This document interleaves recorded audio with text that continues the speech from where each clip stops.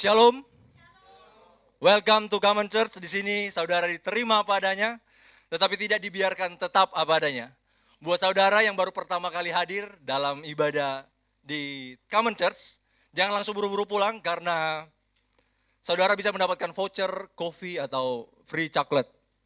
Jika saudara yang masih baru di Malang atau masih mencari komunitas gereja, kami mengundang saudara untuk dapat beribadah dengan kami di tempat ini. So, sebelum kita membaca dan merenungkan firman Tuhan, mari saya mau ajak kita untuk tundukkan kepala kita satu di dalam doa. Tuhan, kami berterima kasih untuk setiap hal yang boleh Tuhan kerjakan di dalam kehidupan kami.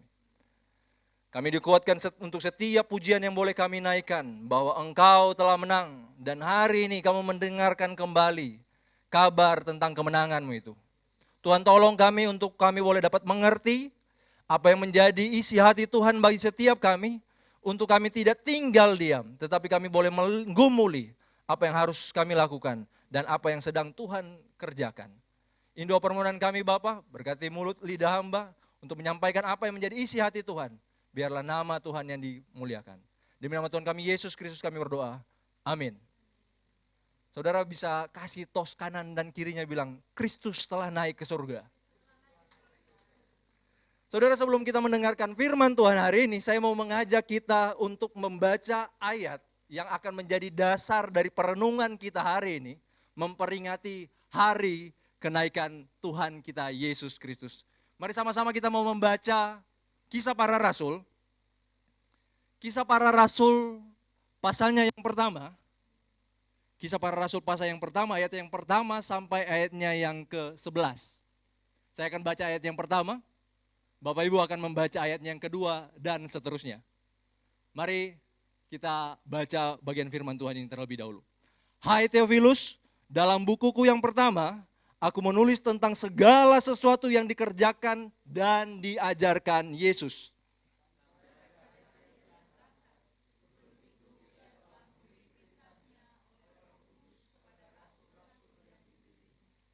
Kepada mereka yang menunjukkan dirinya setelah penderitaannya selesai. Dan dengan banyak tanda, ia membuktikan bahwa ia hidup. Sebab selama 40 hari ia berulang-ulang menampakkan diri dan berbicara kepada mereka tentang kerajaan Allah.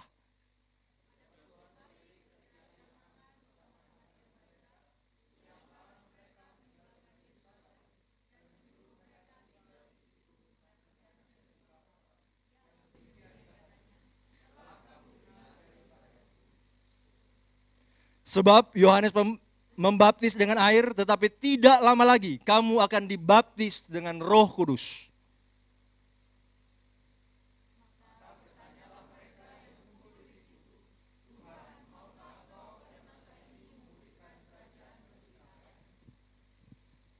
Jawabnya, engkau tidak perlu mengetahui masa dan waktu yang ditetapkan Bapa sendiri menurut kuasanya.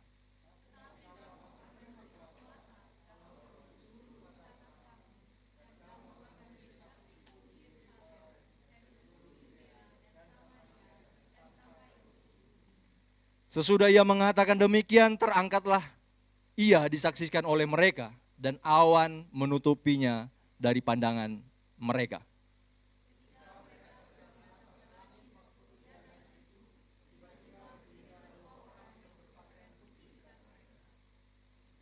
Dan berkata kepada mereka, hai orang-orang Galilea, mengapa kamu berdiri melihat ke langit? Yesus ini yang terangkat ke surga, meninggalkan kamu, akan datang kembali dengan cara yang sama seperti kamu melihat dia naik ke surga. Puji Tuhan, kalau kita boleh mendengarkan firman Tuhan hari ini. Bapak Ibu yang terkasih dalam nama Tuhan kita Yesus Kristus, beberapa waktu ini kalau kita melihat dunia dipenuhi dengan berita-berita yang membuat orang banyak gelisah. Konflik di berbagai wilayah terus meningkat. Ketegangan global berdampak pada ekonomi. Baru-baru ini saya lihat satu video Presiden Donald Trump jumpai Presiden China. Kita nggak tahu apa yang terjadi. Tiba-tiba kadang-kadang berita menyampaikan bahwa mereka ini kayak bermusuhan. Tiba-tiba mereka bersalaman. Sesuatu yang membuat orang yang melihat pun kayak Apa yang sedang terjadi? Ketegangan global berdampak pada ekonomi, rupiah makin melemah. Kalau kita tahu sekarang, melihat, berita dari satu berita Pak Presiden ngomong begini, nggak apa-apa, dolar lagi naik. Toh kalian yang di kampung-kampung kan nggak masalah. Kalian kan nggak pakai dolar katanya. Wah, tapi ini menjadi suatu hal yang menegangkan sebenarnya. Bahkan kalau kita melihat yang punya saham, IHSG anjlok, harga kebutuhan naik. Kalau pergi ke pasar, kalau dulu mungkin belanjanya 100.000 dapat kantong besar, sekarang 100.000 bisa cuma kantong kecil. Kita melihat bahwa lapangan kerja menjadi tidak pasti, cari pekerjaan nggak gampang. Banyak pengangguran. Di sisi lain perkembangan teknologi seperti AI membuat banyak orang mulai bertanya-tanya, apakah pekerjaan saya masih ada beberapa tahun lagi? Begitu banyak yang terjadi saat ini. Dan kalau kita jujur, rasa tidak aman itu bukan hanya ada di berita. Itu ada di sekitar kita.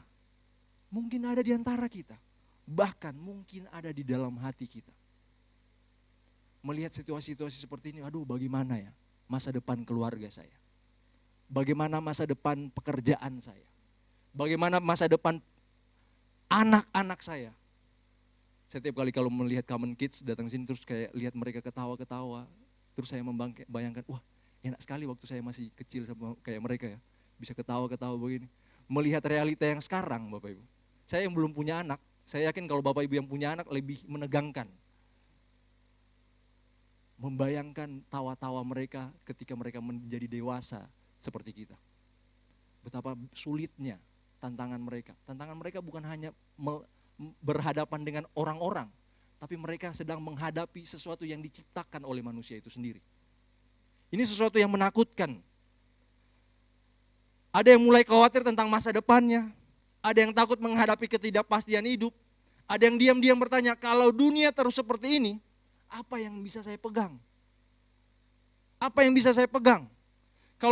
Tetapi bukan hanya dunia yang menimbulkan ketakutan, masalahnya bukan cuma dunia yang menimbulkan ketakutan. Ironisnya di dalam kekristenan sendiri, ada juga hal-hal yang sering dipakai untuk menakut-nakuti orang percaya. Yaitu tentang kedatangan Tuhan Yesus yang kedua. Saya salah satu korban Bapak. Karena kenapa? Jadi satu kali saya sedang tidur, terus karena terlalu capek saya dari satu kegiatan pelayanan, terlalu capek, saya nggak doa lagi Bapak. Doa langsung tidur. Waktu itu saya karena masih lajang jadi sama teman-teman pelayanan di satu ruangan begitu. Pas saya bangun, terus saya lihat ke samping ini, loh udah gak ada orang. Masalahnya lagi adalah waktu saya bangun, orang yang di samping saya itu udah gak ada, terus bajunya berantakan di samping. Tahu gak apa yang dalam pikiran saya? Wow, saya ketinggalan. Saya ketinggalan, teman-teman saya diangkat. Ini masalah saya. Saya tidak berdoa, terlalu capek saking tidak berdoa. Terus saya buka kamar, terus saya buka jendela, terus saya lihat dari di depan rumah itu biasanya rame karena di depan rumah itu jalan besar. Waktu saya lihat ke depan, mungkin ada 2 atau 3 menit, kok nggak ada mobil yang lewat. Wah, bahaya ini. Malam itu saya nggak pikir panjang lagi, saya cari kunci, ambil kunci, terus pikiran saya kayak gini. Pokoknya ambil kunci ini, tak hidupin mobil, cabut. Tak pergi cek di kamar sebelah. Loh, ada 3 orang di kamar sebelah. 2 orang ketinggalan, 1 orang pergi. Wah, yang 1 orang ini memang kuat berdoa. Saya tahu sekali dia ini kuat sekali berdoa. Mau apapun yang terjadi, gonjang-ganjing apapun yang terjadi, pantas. Memang kalau 2 orang ini yang ketinggalan, memang 2 orang ini yang jarang berdoa.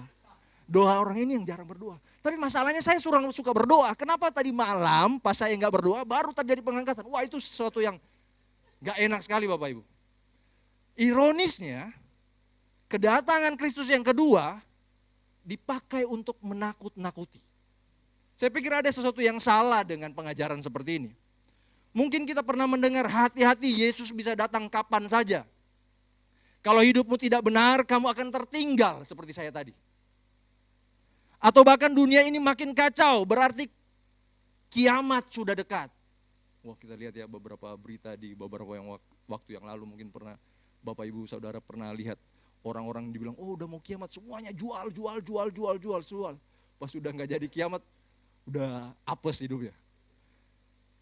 Bukannya memberi pengharapan, topik kedatangan Kristus justru membuat orang takut dan menjadi cemas.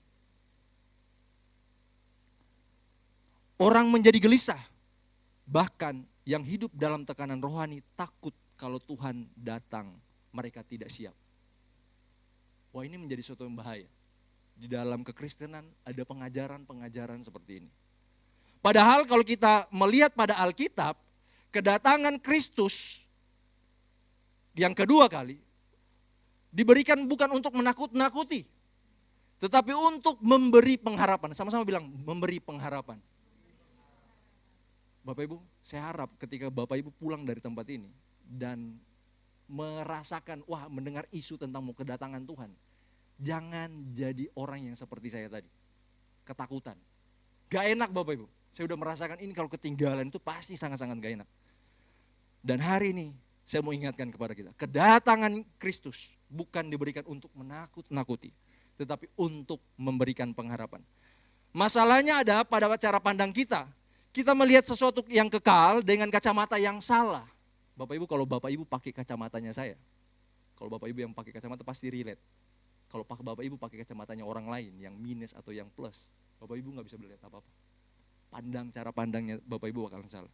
Kita perlu melihat sesuatu yang kekal dengan kacamata yang salah. Dan disinilah letak masalah terbesar manusia. Bukan hanya situasi hidupnya, tetapi cara ia melihat hidup itu sendiri. Masalah kita adalah bukan kita melihat situasi kita, tetapi ketika kita melihat hidup kita itu sendiri. Kita terlalu fokus pada apa yang terjadi sekarang.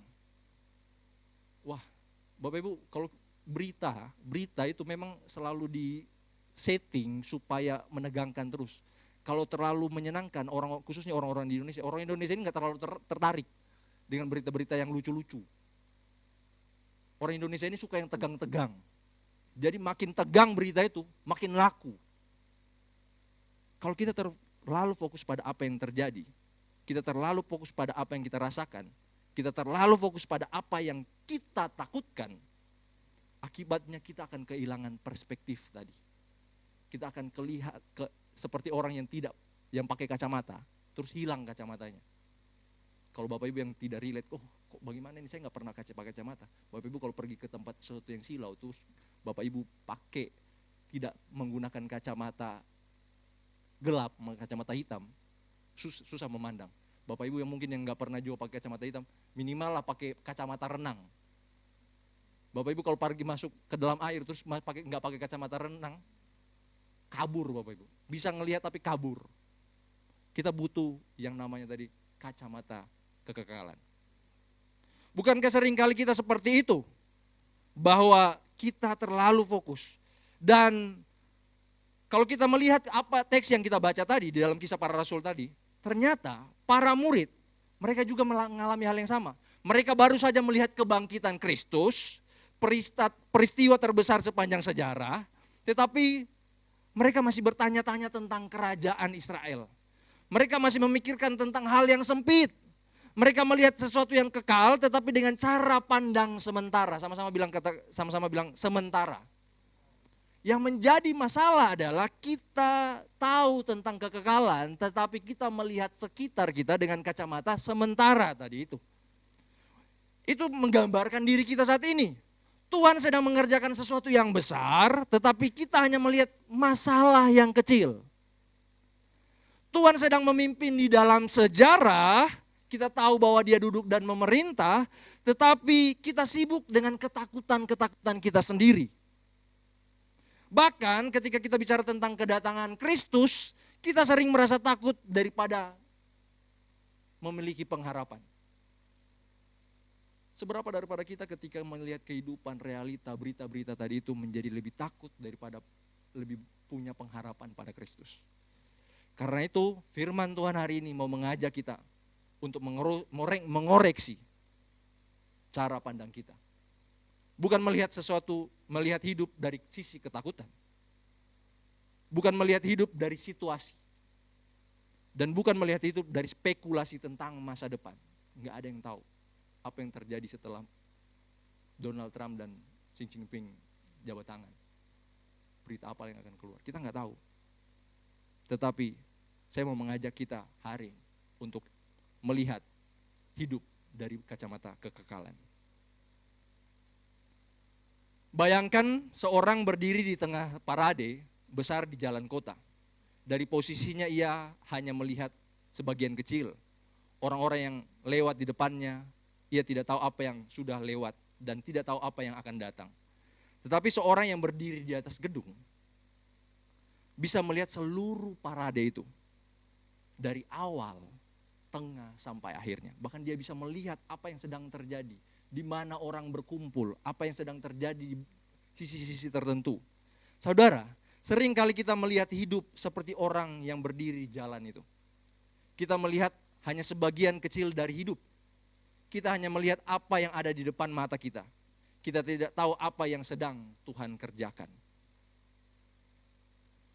Tetapi kalau kita melihat Alkitab menunjukkan kepada kita bagaimana Allah mau kita melihat keseluruhannya. Karena Allah mau menunjukkan apa yang sedang Dia kerjakan. Dan melalui kenaikan Yesus Kristus, Allah sedang mengangkat cara pandang murid-muridnya dan juga cara pandang kita. Nah, untuk itu Kisah Para Rasul pasal yang pertama ini mau mengajak kita untuk melihat 3 poin ini. Kita akan merenungkan 3 poin ini. Pertama, melihat ke belakang, melihat karya keselamatan yang telah digenapi. Yang kedua, kita akan merenungkan tentang melihat ke depan, melihat panggilan dan misi di masa kini. Kemudian kita akan melihat ke depan. Dan ini yang melihat penggenapan dan janji kekal itu.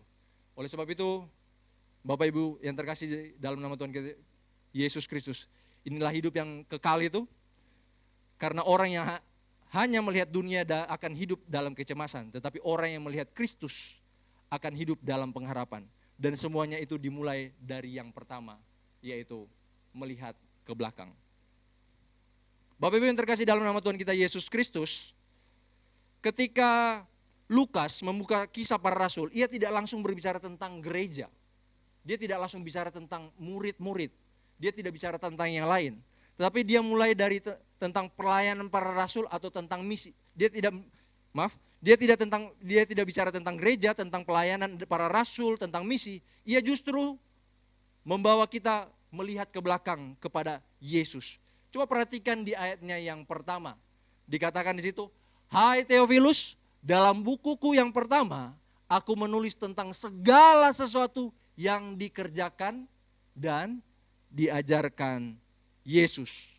Lukas sedang mengingatkan bahwa sebelum Theophilus ini pembaca pertama. Beberapa orang bilang bahwa Theophilus ini adalah orang yang punya kedudukan di Romawi, kerajaan Roma. Sehingga orang-orang yang punya kedudukan itu punya kesempatan untuk punya gulungan-gulungan kitab. Dan salah satunya dia menerima surat daripada Lukas ini.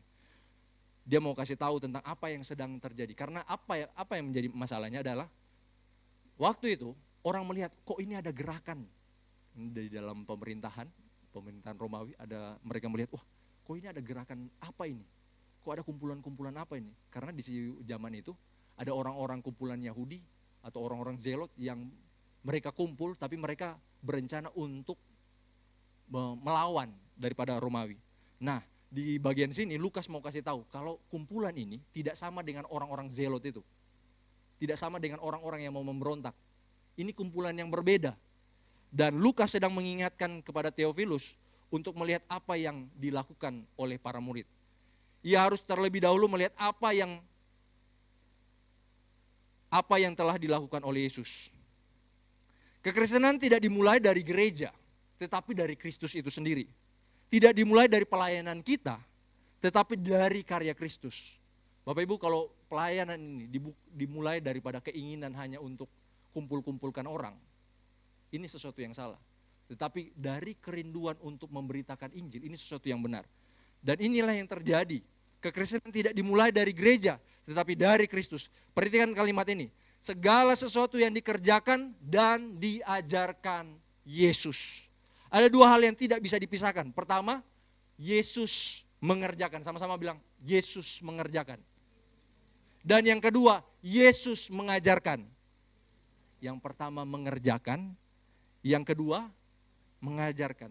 Saya yakin dan percaya bahwa waktu Lukas nulis surat ini bukan sesuatu yang kayak asal tulis saja. Alkitab bilang bahwa segala tulisan yang ada di dalam kitab suci adalah diilhamkan oleh Allah. Nah, untuk itu urutan ini penting. Lukas tidak hanya berkata Yesus mengajar lalu melakukan. Lukas menempatkan tindakan lebih dahulu baru pengajaran. Artinya apa yang Yesus ajarkan bukan sekedar teori. Ia tidak hanya bicara tentang kasih. Ia menunjukkan kasih itu. Ia tidak hanya bicara tentang ketaatan, tetapi ia hidup di dalam ketaatan itu. Ia tidak hanya bicara tentang pengorbanan. Yesus tidak hanya bicara tentang bagaimana itu berkorban, tetapi ia betul-betul menyerahkan dirinya. Disinilah letak keunikan Injil itu. Kekristenan bukan sekedar kumpulan ajaran moral. Kekristenan bukan sekedar kumpulan ajaran moral. Kekristenan adalah kabar baik tentang pribadi dan karya Yesus Kristus yang kita kenal dengan dalam Injil. John Stott pernah bilang begini, Injil bukanlah nasihat tentang apa yang harus kita lakukan. Bukan tentang apa yang harus kita lakukan. Tetapi tentang apa yang Allah telah lakukan. Yang menjadi masalah adalah ketika orang-orang Kristen punya pemahaman yang salah, orang-orang Kristen berpikir bahwa apa yang harus saya lakukan, apa yang saya lakukan supaya saya bisa selamat, apa yang saya bisa lakukan untuk saya bisa melakukan ini untuk Tuhan. Injil bukan tentang nasihat apa yang harus kita lakukan. Injil adalah pemberitaan tentang apa yang Allah telah lakukan. Karena itu ketika kita melihat ke belakang, kita tidak sedang melihat sejarah kosong. Kita sedang melihat realitas bahwa kasih Allah itu nyata. Kuasa Allah itu nyata. Bahwa kebenaran Allah itu dalam diri Yesus itu nyata, Bapak Ibu. Masalahnya adalah kita sering kali mengenal ajaran Kristen. Kita suka kalau ditanya masing-masing ini, jago mungkin berteologi jago-jago semua. Tentang ini tahu semuanya. Tapi yang menjadi masalah, kita tidak sungguh-sungguh mengenal Kristus. Mereka tahu apa yang harus dilakukan, tetapi tidak benar-benar melihat siapa Yesus dan apa yang ia kerjakan. Padahal Kristen dimulai daripada melihat pada Kristus. Bukan melihat pada diri kita, tetapi melihat pada Kristus. John Calvin pernah bilang begini, selama Yesus Kristus tetap berada di luar kita, selama Kristus di luar kita, selama kita gak percaya kepada Kristus, segala sesuatu yang ia telah derita dan lakukan bagi keselamatan umat manusia tetap tidak berguna dan tidak bernilai bagi kita. Kalau kita di luar Kristus, gak ada gunanya apa yang sudah Kristus lakukan. Makanya itu pentingnya John Calvin mengingatkan untuk kita ada di dalam Kristus. Lalu kita perhatikan di ayatnya yang kedua. Perhatikan ayat yang kedua, sama-sama kita baca ayat yang kedua, 1, 2, 3. Sampai pada hari ia terangkat, sebelum itu ia telah memberi perintahnya pada Roh Kudus, kepada rasul-rasul yang dipilihnya. Di sini Lukas menghubungkan kehidupan Yesus di bumi dan peristiwa kenaikannya. Dan sebelum Yesus naik, ia memberikan perintah kepada para rasul. Perhatikan perintah itu. Perintah itu diberikan oleh Roh Kudus. Artinya, bahkan sebelum gereja dimulai, kita sudah melihat pola ini. Kristus yang memerintah, Roh Kudus yang bekerja, dan para rasul yang diutus. Ada 3 hal penting. Ada 3 hal penting yang perlu kita lihat saat kita mau melihat ke belakang. Pertama, inisiatif berasal daripada Kristus. Para rasul adalah orang-orang yang dipilih. Mereka tidak memilih diri mereka sendiri.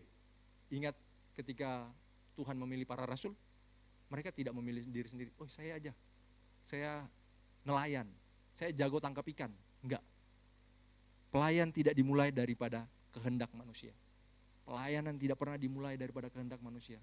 Saya yakin dan percaya bahwa pelayanan di tempat ini tidak dimulai daripada keinginan Pastor Sam atau C. Grace untuk ayo kita buka tempat pelayanan yuk, ayo kita kumpulkan orang yuk, kita tinggalkan setiap kegiatan-kegiatan karir atau pekerjaan kita dulu. Enggak seperti itu. Pelayanan tidak dimulai daripada keinginan kita, tidak dimulai dari apa yang kita mau, tetapi daripada panggilan Allah itu sendiri. Kedua, otoritas berasal daripada Kristus. Ia memberikan perintah, artinya arah hidup dan arah misi tidak ditentukan oleh kita, tetapi oleh Dia. Sebagian daripada kita sering kali suka nentuin arah hidupnya kita. Kita nggak melihat dari perspektif yang besar.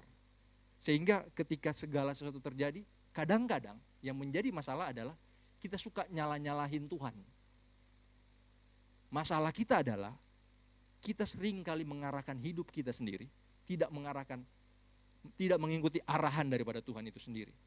Padahal kita tahu bahwa otoritas itu berasal daripada Allah. Yang ketiga, kuasa berasal daripada Roh Kudus.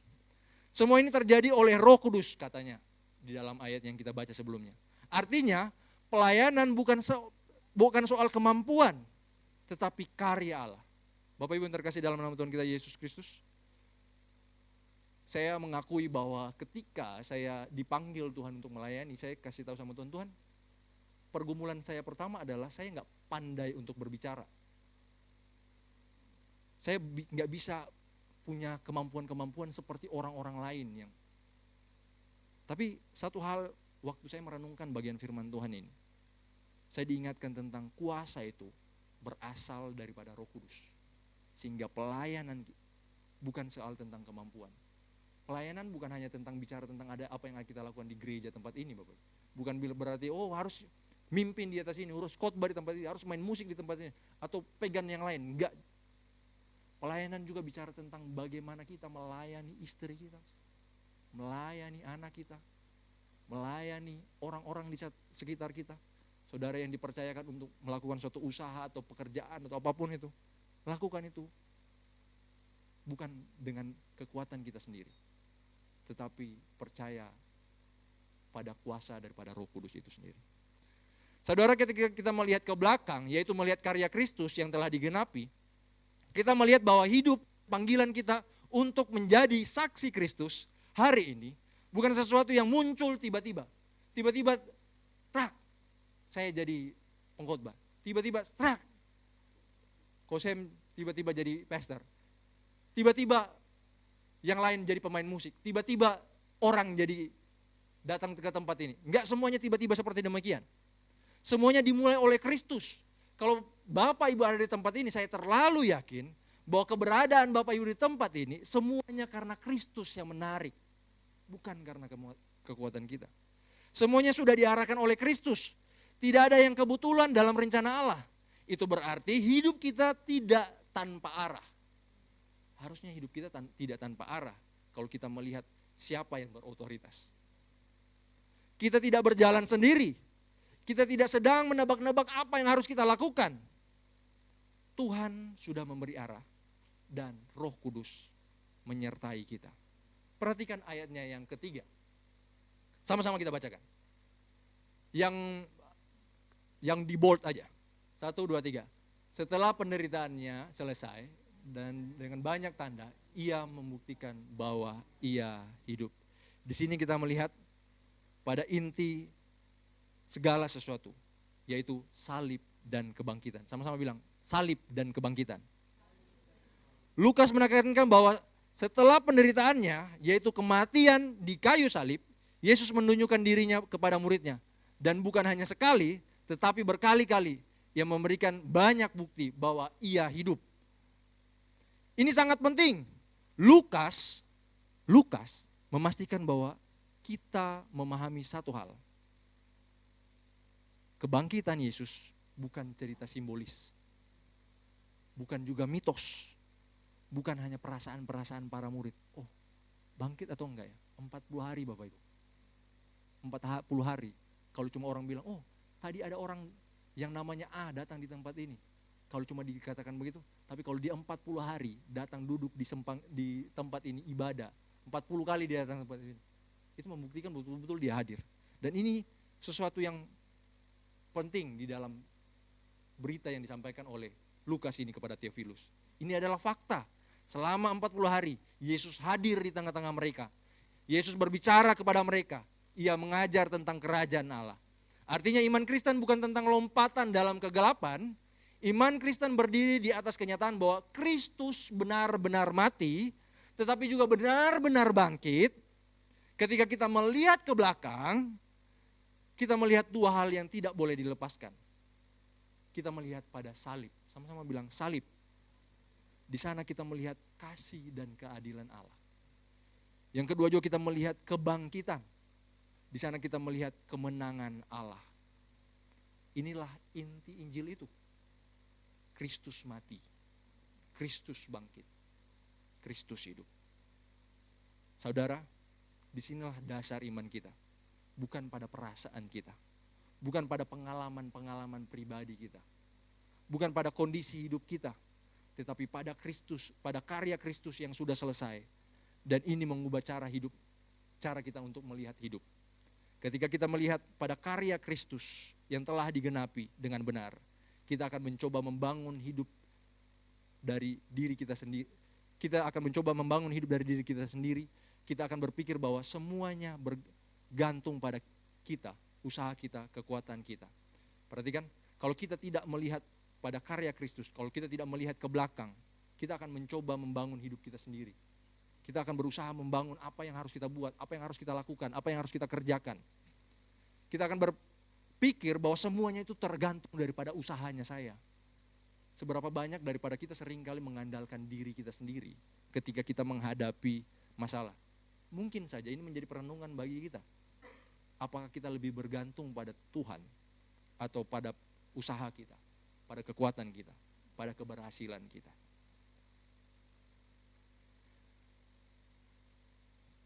Ketika kita melihat ke belakang, melihat pada karya Kristus yang telah digenapi dengan benar, kita sadar semuanya tidak dimulai daripada kita. Semuanya memulai dari Kristus. Kita tidak memulai dari apa yang kita lakukan. Kita memulai daripada apa yang Kristus sudah lakukan. Berkhof bilang begini, karya Yesus adalah dasar tempat seluruh keselamatan kita bertumpu. Bapak Ibu, kalau kita cuma dengarkan khotbah hari ini, kalau kita cuma merenungkan, terus tahu bahwa Kristus itu sudah mati bagi kita, tetapi tidak menjadi dasar untuk kita bertindak, untuk kita menjadi dasar untuk kita melakukan segala sesuatu, maka hal itu menjadi suatu hal yang fatal, karena kita terlalu mengandalkan diri kita sendiri. Karena itu melihat ke belakang bukan membuat kita mundur. Bapak Ibu, seringkali kita juga kadang-kadang kalau bawa kendaraan mobil, kadang-kadang kita juga seringkali harus melihat ke belakang. Penting ternyata melihat ke belakang. Melihat ke belakang bukan membuat kita mundur, justru memberi kita dasar untuk melangkah lebih jauh. Karena apa yang sudah dilakukan Kristus sehingga membuat kita yakin apa yang harus kita lakukan ke depannya. Dan dari sini muncul satu pertanyaan yang penting. Jika Kristus sudah hidup, jika Kristus sudah mengajar, jika Kristus sudah menetapkan misi untuk menjadikan seluruh bangsa muridnya, jika Kristus sudah mati dan bangkit, maka pertanyaannya bukan lagi apa yang harus Kristus lakukan, tetapi apa yang harus kita lakukan sekarang. Untuk itu, dari situ kita mau beralih dari pandangan kita melihat ke belakang, melihat apa yang sudah Kristus lakukan. Kita mau melihat ke sekitar kita, melihat panggilan dan misi di saat ini. Saudara yang dikasihi oleh Tuhan, jika pada bagian pertama kita diajak untuk melihat ke belakang, melihat apa yang Kristus telah lakukan, maka sekarang Lukas mengarahkan kita untuk melihat ke sekitar. Sama-sama bilang, melihat ke sekitar. Pertanyaannya, apa yang harus kita lakukan sekarang? Disinilah kita sering kali salah arah. Mari kita perhatikan di ayatnya yang keempat. Dikatakan di situ bahwa pada suatu hari ketika ia makan bersama-sama dengan mereka, ia melarang mereka meninggalkan Yerusalem dan menyuruh mereka tinggal di situ menantikan janji Bapa. Menarik sekali, setelah semua yang murid lihat, mereka melihat Yesus mati, mereka melihat Yesus bangkit, mereka melihat mereka bersama-sama dengan Yesus selama 40 hari. Kita mungkin berpikir sekarang saatnya mereka langsung bergerak, langsung melayani, langsung mengubahkan dunia. Tapi ada yang menarik, justru Yesus bilang seperti ini, jangan pergi, tinggallah di sini, nantikan.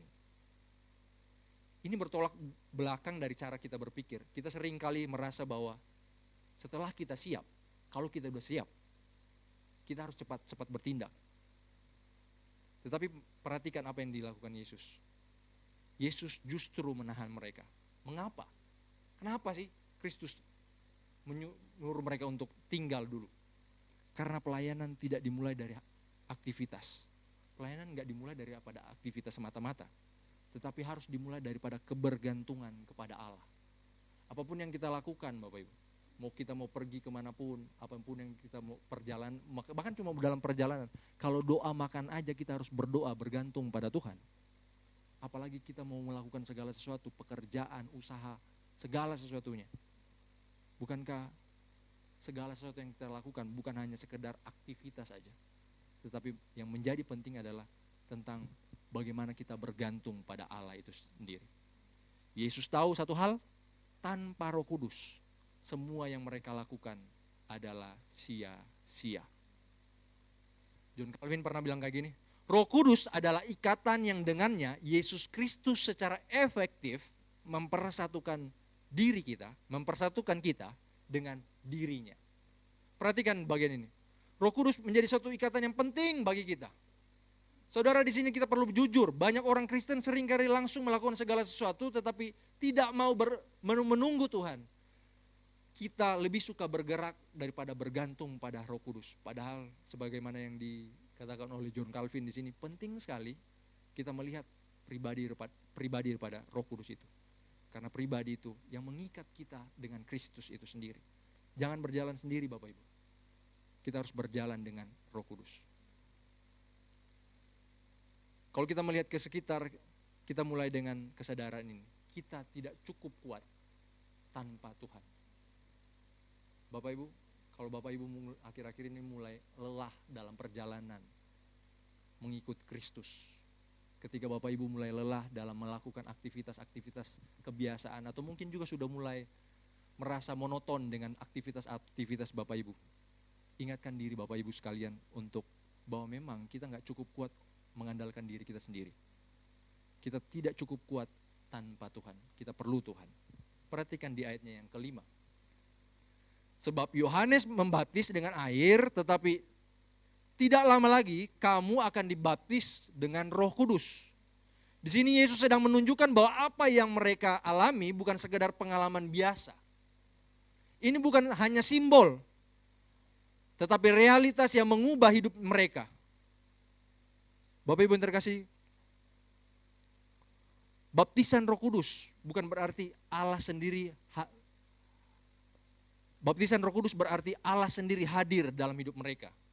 Allah sendiri memberi kuasa kepada mereka. Allah sendiri yang menggerakkan mereka. Artinya kehidupan Kristen bukan sekedar hidup yang diperbaiki, tetapi hidup yang dikuasai oleh Roh Kudus. R.C. Sproul pernah bilang begini, baptisan dari Roh Kudus merupakan suatu karya khusus di mana Roh Kudus mengaruniakan kepada orang-orang percaya karunia-karunia untuk melayani. Di sini kita melihat realitas hidup kita sekarang. Kita hidup dalam zaman Roh Kudus bekerja. Namun masalahnya adalah seringkali kita seolah-olah hidup tidak membutuhkannya. Kita seringkali mengandalkan kemampuan kita, pengalaman kita, strategi kita. Saya hebat di bagian ini. Gak usah doa-doa, gak usah cari Tuhan. Saya bisa melakukan ini. Saya berpengalaman di bagian ini, gak usah pakai yang lain. Saya punya strategi jitu untuk menang deh, untuk cuan di bagian ini. Logika saya lebih baik daripada dia. Kita seringkali mengandalkan diri kita. Tetapi dari gereja mula-mula, dari para murid, dari kisah para rasul, dari apa yang ditunjukkan oleh Lukas kepada Theophilus, hal ini mau menunjukkan sesuatu yang berbeda. Mereka tidak bergerak tanpa Roh Kudus. Melihat ke sekitar berarti kita sadar hidup ini tidak bisa dijalani dengan kekuatan kita sendiri. Kita perlu mengandalkan Tuhan. Perhatikan di ayatnya yang ke-6.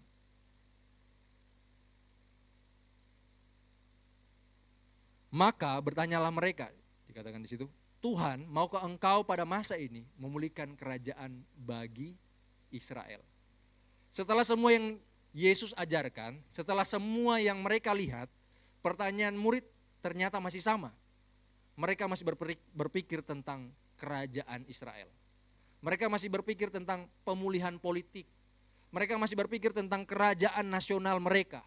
Dengan kata lain, mereka masih melihat segala sesuatu dari perspektif mereka. Seringkali ini menjadi hal yang dimana masih relevan dengan kehidupan kita.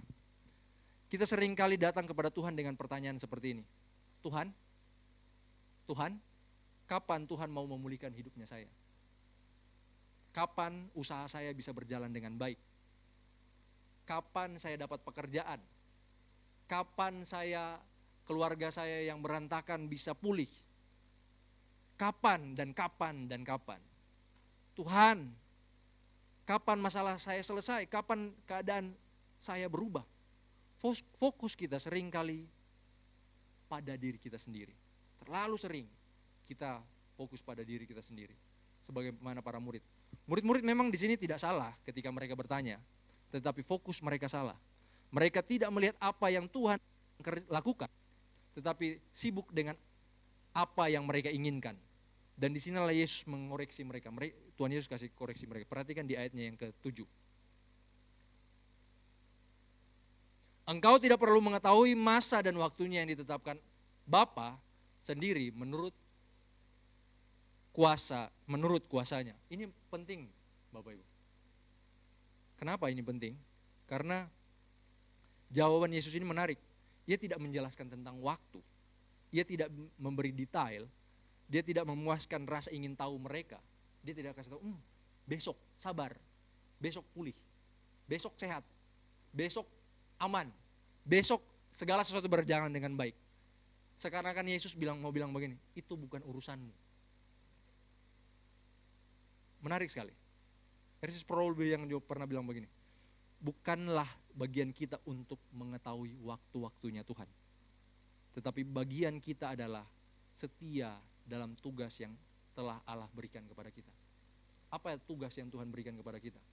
Bapak Ibu yang dipercayakan usaha, kerjakan usaha itu dengan baik. Bapak Ibu yang dipercayakan berkeluarga, kerjakan, perhatikan keluarga Bapak Ibu. Ini yang menjadi bagian penting, bukan tentang bagaimana ini kok situasinya kok nggak aman-aman sih, kok situasinya nggak pulih-pulih sih, kok dunia ini terus bergejolak sih, kok ekonomi makin naik makin turun.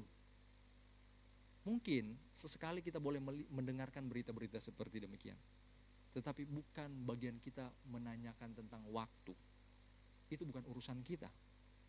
Ada hal yang tidak Tuhan bukakan bagi kita. Ada bagian daripada rencana Allah yang tetap berada di dalam kedaulatannya. Ini bagian yang penting Bapak Ibu. Saudara, ini penting, banyak orang kehilangan fokus dalam hidup mereka, terlalu sibuk memikirkan hal yang Tuhan tidak pernah minta untuk mereka ketahui. Kita ingin tahu masa depan, tetapi Tuhan memanggil kita untuk setia dan mengerjakan kehendaknya dimanapun Tuhan mengutus kita. Untuk itu mari kita perhatikan puncak daripada bagian ini di ayatnya yang ke-8. Dikatakan di situ, tetapi kamu akan menerima kuasa kalau Roh Kudus turun ke atas kamu dan kamu akan menjadi saksiku. Perhatikan kata tetapi. Yesus sedang mengalihkan fokus mereka secara total. Bukan tentang waktu, bukan tentang kerajaan Israel, bukan kapan Indonesia jadi negara Kristen, enggak, bukan seperti itu. Bukan seperti itu. Bukan tentang kerajaan, bukan tentang spekulasi-spekulasi apa yang sedang terjadi, konspirasi apa yang sedang terjadi saat ini. Tetapi tentang misi Allah, sama-sama bilang misi Allah. Ada 3 hal besar di ayat ini. Pertama, kuasa akan diberikan. Kamu akan menerima kuasa. Artinya, Tuhan tidak memanggil kita tanpa memperlengkapi kita. Tuhan waktu pilih kita tidak membiarkan kita hanya, saya pilih kamu, saya tidak kasih apa-apa sama kamu, jalan sendiri. Enggak Bapak Ibu. Tuhan memanggil kita tetapi juga memperlengkapi kita. Apa yang Tuhan perintahkan, Ia sendiri yang memberikan kekuatan untuk melakukannya. Kalau Tuhan panggil kita untuk berkeluarga, untuk mengerjakan apa yang sedang kita kerjakan saat ini, untuk melayani di tempat ini, untuk apapun itu yang Tuhan panggil untuk kita. Ingat bagian ini, bahwa Ia memanggil kita, tetapi juga tidak tinggal diam untuk membiarkan kita.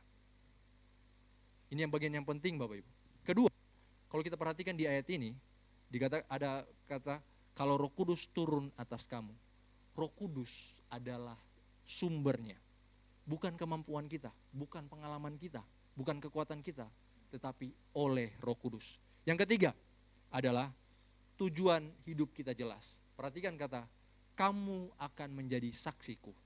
Bukan sekedar pergi ke gereja, bukan sekedar menjadi orang yang baik, tetapi menjadi saksi Kristus. Sama-sama bilang, saksi Kristus. Kadang-kadang kita berpikir kita hanya perlu pergi ke gereja, kita harus perlu jadi orang baik. Tetapi ketika keluar dari gereja, kita menjadi orang-orang yang tidak menjadi saksi Kristus. Padahal firman Tuhan hari ini mau mengingatkan kepada kita. Mari, dalam setiap hal yang kita lakukan, apa yang sedang Tuhan percayakan saat ini kepada kita, mari kita menjadi saksi Kristus. Dan perhatikan di bagian ayat ini juga tentang jangkauannya. Jangkauannya begitu luas, dari Yerusalem ke Yudea, ke Samaria, sampai ke ujung bumi. Artinya hidup orang percaya selalu bergerak keluar. Saudara, kata gereja dari bahasa Yunani eklesia, ek berarti keluar, kaleo berarti dipanggil. Kita dipanggil keluar, bukan hanya diam di dalam tempat ini. Tetapi kita dipanggil keluar. Untuk apa? Untuk diutus kembali. Diutus ke tengah-tengah dunia. Saudara, di sini perubahan besar terjadi. Melihat ke belakang, ketika kita melihat ke belakang, kita melihat karya Kristus. Sekarang kita melihat ke sekitar, kita melihat panggilan kita. Apa yang sedang Bapak Ibu sedang lakukan saat ini. Gak usah terlalu jauh-jauh apa yang harus kita lakukan ke depan. Bapak Ibu, kalau ada hari ini, Bapak Ibu punya panggilan masing-masing apa yang harus dikerjakan hari ini. Selesaikan bagian itu, kerjakan bagian itu. Jangan terlalu banyak berpikir tentang apa yang harus ke depan. Ingat khotbah beberapa waktu yang lalu. Kalau Tuhan berkenan, itu akan terjadi. Deo volente, itu yang penting.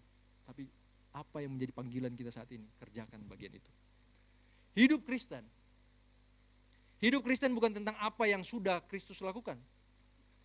Hidup Kristen bukan hanya tentang apa yang sudah Kristus lakukan, tetapi juga tentang bagaimana kita meresponnya. Melihat ke sekitar berarti kita sadar kita tidak hidup untuk diri sendiri. Kita tidak hidup hanya untuk menyelesaikan masalah kita tidak hidup hanya untuk mengejar kenyamanan kita hidup sebagai saksi Kristus dimanapun kita berada. Di keluarga, di pekerjaan, di lingkungan. Setiap kita dipanggil untuk menjadi saksi. Bukan saksi yang sempurna, tetapi saksi yang setia. Bapak Ibu, kalau Bapak Ibu baca kisah para rasul, Bapak Ibu akan menemukan di mana di dalamnya itu ada beberapa kali konflik antara para rasul, beberapa kali ada salah paham antara para rasul. Dan itu hal yang biasa Bapak Ibu.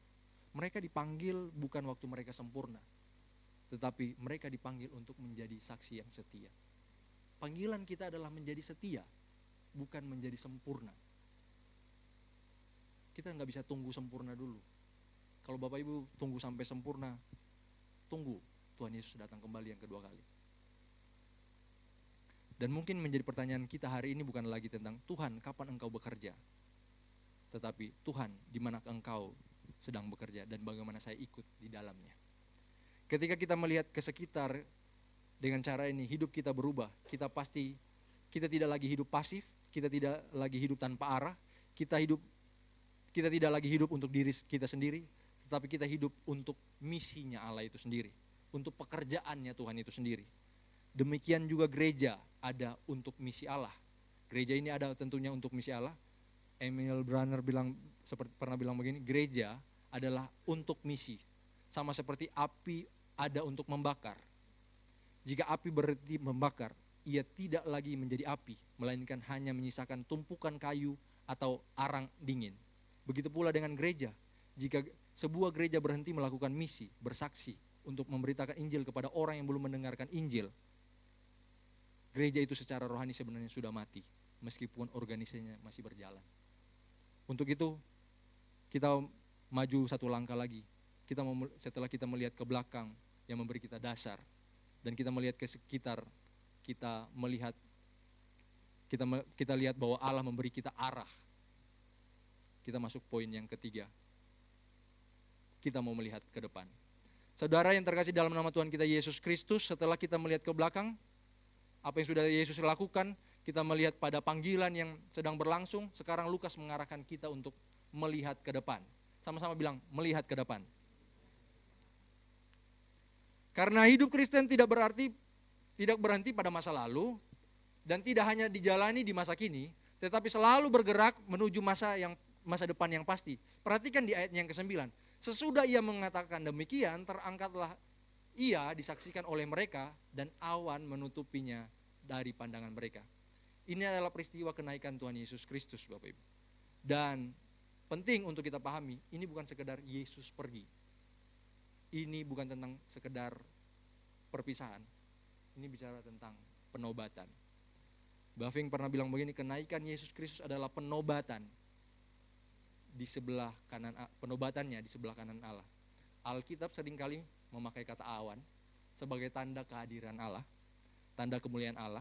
Jadi ketika Yesus terangkat dan menutupinya, itu berarti ia masuk ke dalam kemuliaan ilahi. Artinya Yesus yang disalib, yang bangkit, dan sekarang dimuliakan, ia tidak lagi sekedar hadir secara fisik, tetapi ia memerintah. Sama-sama bilang, katakan, ia memerintah. Saudara, ini penting sekali. Seringkali kita melihat dunia dan berpikir, apakah Tuhan benar-benar berkuasa? Melihat situasi-situasi yang saya sampaikan di awal tadi. Mengapa begitu banyak kekacauan? Mengapa begitu banyak ketidakadilan? Tetapi ketika kita melihat ke depan dengan benar, kita sadar, Kristus sedang memerintah. Kabar baiknya, kenaikan Yesus bukan kehilangan, tetapi kepastian bahwa Yesus ada di tahta. Dan ini penting, bahwa masa depan kita tidak kosong. Apa yang akan terjadi di masa depan yang paling pasti adalah Kristus akan dimuliakan, dan kita akan bersama-sama dengan Dia kelak. Perhatikan di ayatnya yang ke-10. Ketika mereka sedang menatap ke langit waktu ia naik, tiba-tiba berdirilah 2 orang yang berpakaian putih dekat mereka. Bayangkan situasinya, para murid sedang berdiri menatap ke langit, lihat-lihat ke atas. Gak usah bapak-bapak ibu lihat ke atas, yang lain sudah tertunduk melihat ke bawah. Mereka mungkin kagum, mungkin bingung, mungkin tidak tahu harus berbuat apa. Dan jujur saja, reaksi mereka ini sangat manusiawi. Kalau melihat sesuatu yang, wah, ini sesuatu yang luar biasa sekali. Wajar untuk melihat ke atas. Ketika mengalami sesuatu yang luar biasa, kita juga cenderung melakukan yang sama. Kita berhenti di sana. Kita sering terpaku dengan pengalaman-pengalaman itu. Tetapi kemudian 2 malaikat itu datang. Ya, ini bukan sekedar kehadiran biasa. Ini adalah intervensi Allah untuk mengarahkan kembali kepada fokus mereka. Saudara, salah satu bahaya dari kehidupan rohani adalah kita bisa berhenti pada pengalaman kita tanpa melanjutkan panggilan kita. Kita punya pengalaman-pengalaman rohani yang menarik. Kita punya pengalaman-pengalaman dengan Tuhan yang menarik. Kita percaya bahwa kita ada di tempat ini karena Tuhan punya panggilan khusus pada kita. Karena kita punya pengalaman-pengalaman khusus pada kita. Tetapi kita lupa untuk melanjutkan panggilan itu. Kita lupa untuk melakukan apa yang harus kita lakukan. Kita bisa kagum kepada Tuhan, tetapi kita tidak hidup bagi Tuhan. Banyak orang Kristen kagum dengan apa yang Tuhan perbuat dalam kehidupannya. Tetapi ketika merenungkan kembali, melihat ke belakang, melihat apa yang dilakukan, seringkali kita gagal untuk hidup bagi Tuhan. Kita selalu bisa terpesona dengan hadirat Tuhan. Kita bisa angkat tangan, menyembah, pujian, meninggikan Tuhan, merasakan hadirat Tuhan. Tetapi kita bisa juga tidak berjalan di dalam kehendak-Nya. Itulah kalau kita perhatikan di ayatnya yang ke-11. Perhatikan ayat yang ke-11, ayat yang terakhir. Hai orang-orang Galilea, mengapa kamu berdiri melihat ke langit? Ini bukan pertanyaan biasa, ini teguran. Seolah-olah malaikat berkata, kenapa kamu hanya berdiri di sini? Kenapa kamu tidak bergerak? Kenapa hanya kamu datang beribadah hari ini? Kenapa kamu tidak pergi keluar dan hadapi apa yang sedang Tuhan panggil untuk saudara hadapi? Malaikat Tuhan melanjutkan, Yesus ini akan datang kembali. Perhatikan, Yesus ini akan datang kembali dengan cara yang sama seperti kamu melihat dia naik ke surga. Di sini ada dua hal yang sangat penting. Pertama, teguran. Sama-sama bilang teguran. Teguran untuk jangan pasif.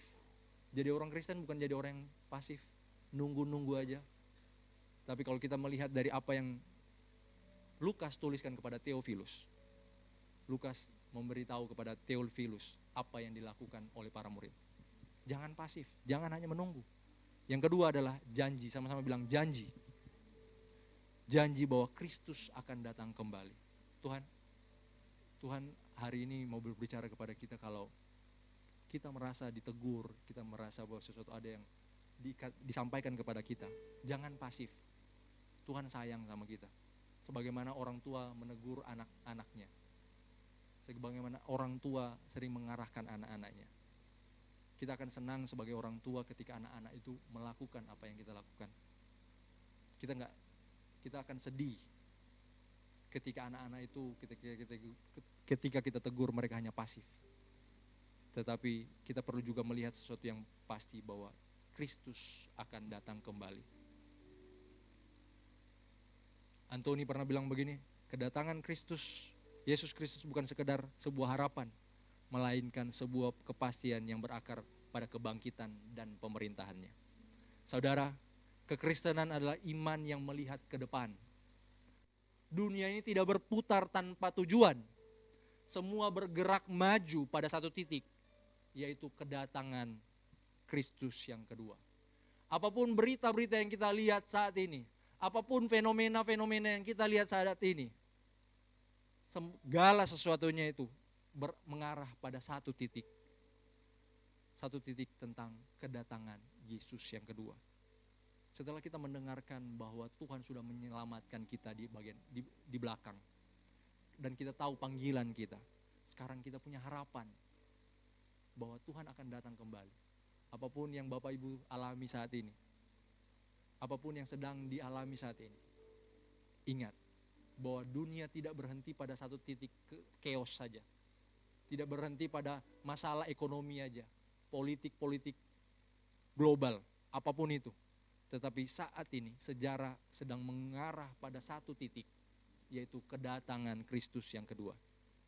Dan ini bukan suatu kemungkinan, ini suatu kepastian. Yesus yang sama yang naik ke surga akan datang kembali secara pribadi, secara nyata, secara mulia. Ini berarti masa depan kita bukan ditentukan, tetapi disinilah keseimbangannya. Pengharapan ini bukan untuk menjadi kita pasif, justru sebaliknya. Malaikat tidak berkata duduk saja dan tunggu. Malaikat berkata, kenapa kamu masih berdiri di sini? Artinya jangan hanya menatap ke langit, tetapi hiduplah di bumi dengan tujuan. John Stott pernah bilang begini, kita tidak boleh hanya berdiri menatap ke langit ketika Yesus Kristus telah memberikan kita pekerjaan untuk dilakukan di bumi. Michael Horton juga pernah bilang begini. Michael Horton ini seorang yang seringkali mengkritik budaya populer gereja barat seperti teologi kemakmuran yang menjual kekristenan sebagai alat motivasi agar hidup di dunia menjadi lebih sukses, lebih nyaman dan lebih nyaman, lebih sehat dan lebih nyaman. Ia menyebutkan seperti ini. Harapan kita bukanlah bahwa segala sesuatu akan menjadi lebih baik, melainkan bahwa Yesus akan datang kembali. Ingatlah hari di mana Yesus akan datang kembali, dan pada akhirnya kita akan melihat tiga arah ini menjadi satu. Kita akan melihat ke belakang dan menemukan dasar iman kita. Kita akan melihat ke sekitar dan menemukan panggilan kita di dalam misi Allah. Dan kita akan melihat ke depan dan menemukan pengharapan kita di dalam Kristus. Untuk itu, saudara yang terkasih dalam nama Tuhan kita Yesus Kristus, marilah kita melihat ke belakang dan percaya pada karya Kristus. Marilah kita melihat ke sekitar kita dan setia pada panggilan kita. Marilah kita melihat ke depan dan hidup dalam pengharapan yang pasti itu.